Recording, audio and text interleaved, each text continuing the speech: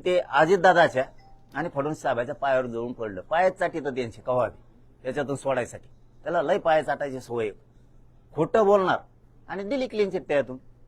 ठीक आहे, याचे एक ना एक दिवस खूप पडसाद उमटणार आहेत. कारण तुम्ही त्याला विनाकारण तुम्ही चौकशीपासून त्याला थांबवलंय.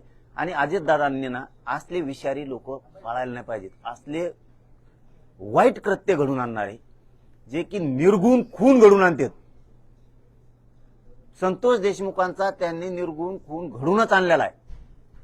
48 का काय कॉल झालेले त्याच्यात त्यावेळेस 1 नंबरच्या आरोपी बरोबर संतोष भाया देशमुखांच्या हत्यातल्या.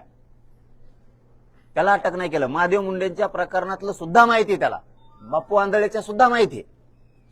हे असले क्रूर हत्या घडून आणणारे लोक अजितदादा सांभाळायला लागले. ओबीसीचे दुसरे नेते नाहीत का? त्यांना धरा ना, त्यांना मोठे करा. असले कशाला? असले संपविले पाहिजेत. सगळ्यात जास्त बळ खत पाणी घालत असताना अजितदादा. एक दिवस अजितदादा तुमच्या पक्षाला सुद्धा खूप उतरती कळा लागणार आहे की लागू द्यायची नसल, सत्याचं सत्य करायला शिका.